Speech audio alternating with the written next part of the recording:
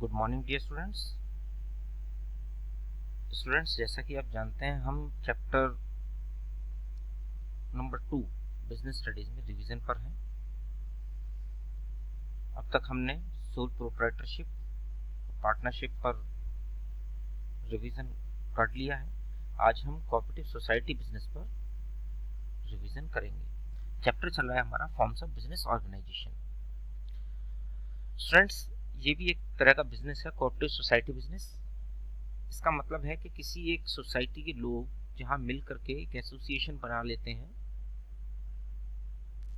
जो उनके mutual benefit के लिए काम करती है, तो ऐसी ऑर्गेनाइजेशन को या ऐसी सोसाइटी को हम कोऑपरेटिव सोसाइटी कहते हैं। जैसा कि आपको नाम से ही पता चल रहा है, कोऑपरेटिव सोसाइटी यानी कि एक दूसरे को हेल्प करने वाली कोई सोसाइटी।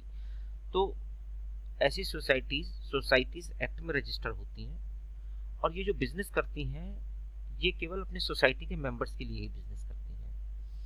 मींस कोऑपरेटिव सोसाइटी जो इस्टेब्लिश हुई वो किसी तरह का अगर बिजनेस कर रहे हैं तो वो बिजनेस उस सोसाइटी के मेंबर्स के लिए ही इस्टेब्लिश किया जा रहा है, यानी उनके बेनिफिट के लिए ही किया जा रहा है। किस तरह का बेनिफिट? कि उनको टाइमली गुड्स अवेलेबल हो जाए, अच्छी क्वालिटी का गुड्स अवेलेबल हो जाए और चीप रेट पर गुड्स अवेलेबल हो जाए। अब ये चीप रेट कहाँ से आया? कोऑपरेटिव सोसाइटीज जो हैं ये सीधे मैन्युफैक्चरर से गुड्स परचेज करती हैं, तो ये बीच में जो एजेंट्स होते हैं उनको ये हटा देते हैं, यानी एजेंट्स को एलिमिनेट किया जाता है इसमें, और कोऑपरेटिव सोसाइटी सीधे मैन्युफैक्चरर से सामान लेकर के आती हैं, तो इनको ये सामान जो रेट है वो बहुत सस्ता पड़ता है, बहुत चीप रेट ये पड़ता है। ठीक है, तो आइए देखते हैं कि ये क्या है। The cooperative society is A voluntary association of persons. Voluntary मतलब अपनी इच्छा से जो लोग जुड़ना चाहते हैं उनके लिए है। Who join together with the motive to welfare the members. उनका मोटिव क्या होगा? कि जो भी मेंबर्स हैं सोसाइटी के उनके वेलफेयर के लिए। They are driven by the need to protect their economic interest in the face of possible exploitation at the hand of middleman obsessed with the desire to earn greater profit। इस कोऑपरेटिव सोसाइटी को बनाने का जो main purpose है वो यही है कि इकोनॉमिक इंटरेस्ट जो है वो बचा रहे मेंबर्स का, और जितने मिडिलमैन्स हैं यानी कि एजेंट्स हैं, होलसेलर है, रिटेलर है, इन सब ये सब जो लोग अपने रेट इंक्रीज करते रहते हैं टाइम टू टाइम और कंज्यूमर्स का एक्सप्लॉइटेशन करते हैं, उसको रोकना है।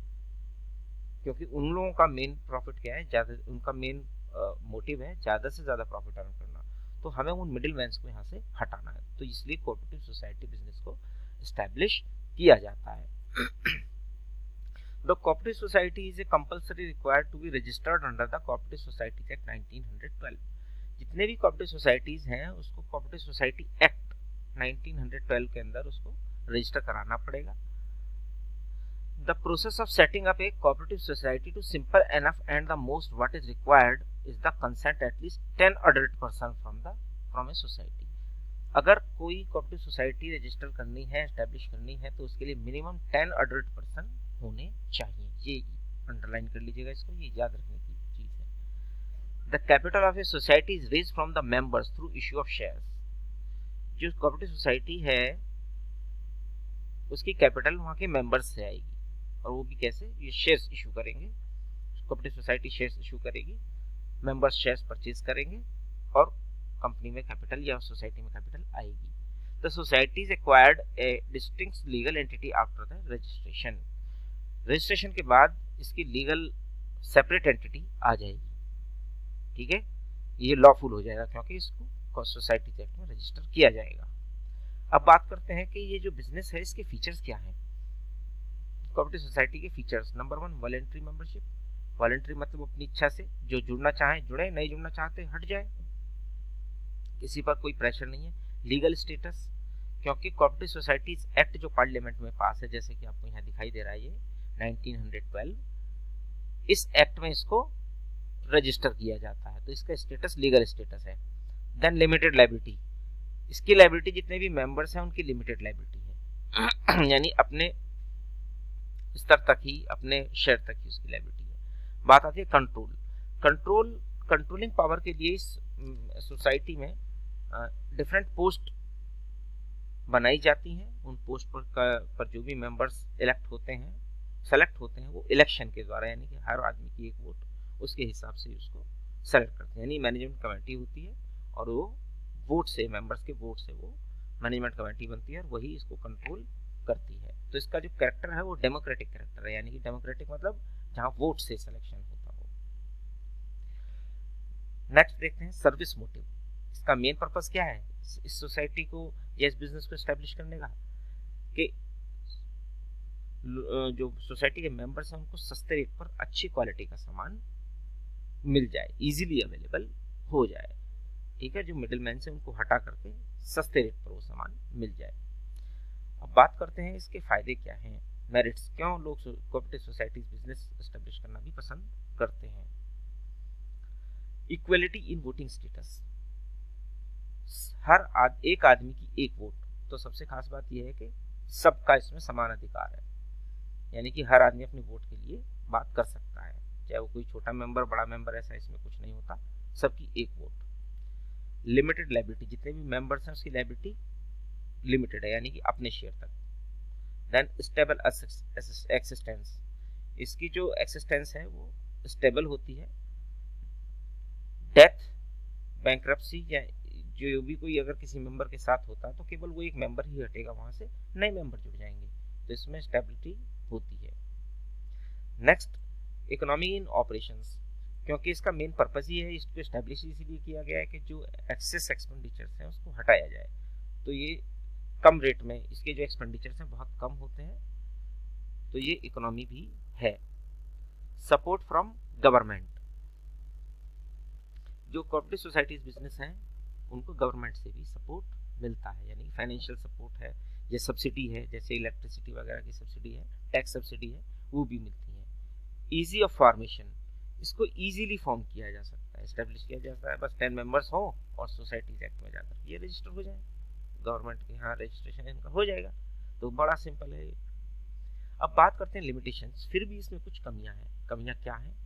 लिमिटेड रिसोर्सेज, इनकी जो कैपिटल है वो अदर बिजनेस के मुकाबले लिमिटेड ही होती है, जैसे कि हम कंपनी की बात करें, मेजर पार्टनरशिप्स की बात करें, तो उनके अगेंस्ट इनकी कैपिटल लिमिटेड ही होती है, यानी रिसोर्सेज इनके पास में कम होते हैं। इन एफिशिएंसी इन मैनेजमेंट, ये जरूरी नहीं है कि वो लोग मैनेजमेंट की नॉलेज रखते हों, एक्सपर्ट हों, क्योंकि ये तो कोई भी किसी भी इलेक्शन के थ्रू किसी को भी सेलेक्ट किया जा सकता है, और चाहे वो लिटरेट है इलिटरेट है जो भी है वो मैनेजमेंट में शामिल हो जाएगा, तो ज़रूरी नहीं है कि यहाँ पर वो मैनेजमेंट हो ही, अच्छा मैनेजमेंट हो।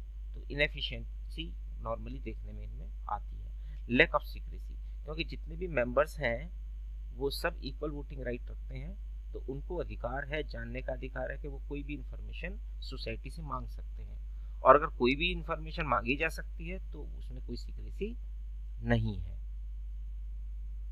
गवर्नमेंट कंट्रोल, जब गवर्नमेंट सब्सिडी देती है,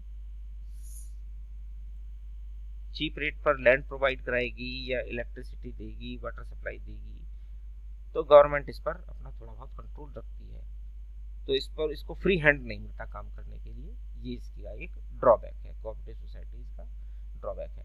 डिफरेंसेस इन ओपिनियन, क्योंकि सभी मेंबर्स की राय इसमें चलेगी, क्योंकि सभी मेंबर्स हैं, इक्वल वोटिंग राइट है, तो सबकी ओपिनियन अलग अलग होगी, तो ये बड़ा मुश्किल हो जाता है कि परफेक्ट बैलेंस डिसीजन लेना, तो ये एक थोड़ा सा यहाँ पर इसका ड्रॉबैक है। ठीक है स्टूडेंट्स, तो आज हमने कोऑपरेटिव सोसाइटीज बिजनेस क्या है ये देखा, उसके फीचर्स देखे, उसकी मेरिट्स देखी और उसकी डिमेरिट्स देखी। ठीक है, आज के लिए बस इतना ही। Okay, thank you.